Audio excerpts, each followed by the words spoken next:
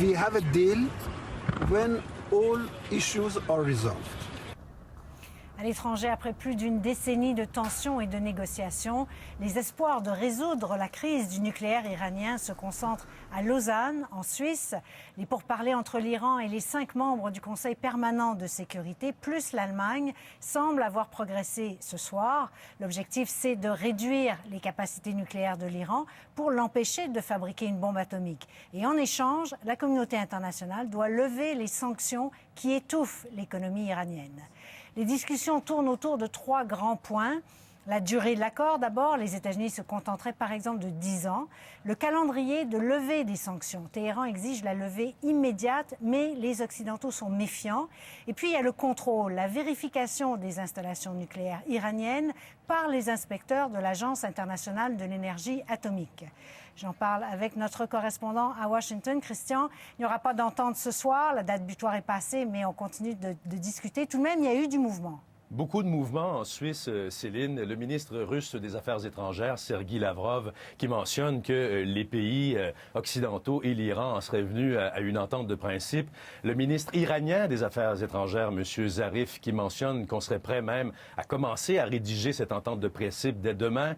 Le président Obama, ici à Washington, qui est actuellement réuni au moment où on se parle avec son Conseil national de sécurité. Donc ça bouge beaucoup et ça semble bouger dans le bon sens, puisque ces négociations sont très importantes, Céline, pour les Américains et également les Européens. C'est la première fois qu'on est si près de s'entendre avec l'Iran.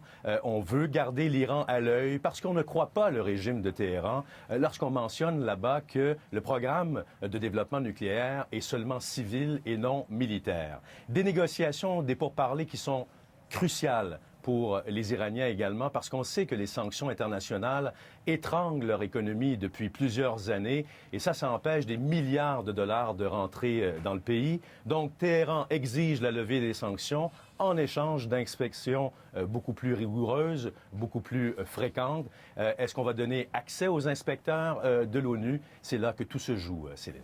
Donc, ça fait quand même 12 ans qu'il y a ce bras de fer diplomatique et ça semble plus réaliste aujourd'hui de penser qu'on va vraiment parvenir à s'entendre?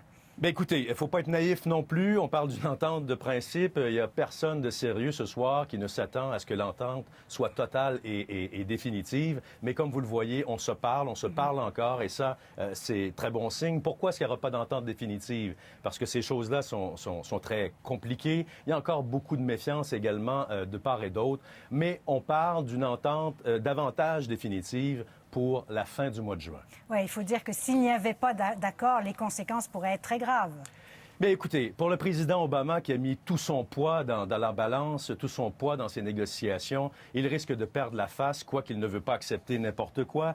L'Iran pourrait continuer de développer son programme nucléaire et qui sait peut-être éventuellement, même probablement, être capable de développer la fameuse bombe, de la fabriquer. L'Iran qui subirait encore les sanctions économiques et qui sait, peut-être la guerre, des attaques ciblées par les Israéliens et les Américains éventuellement sur des sites nucléaires iraniens. Bref, ce soir, le monde serait probablement un endroit un peu plus sécuritaire avec que sans un accord avec l'Iran. Sans doute.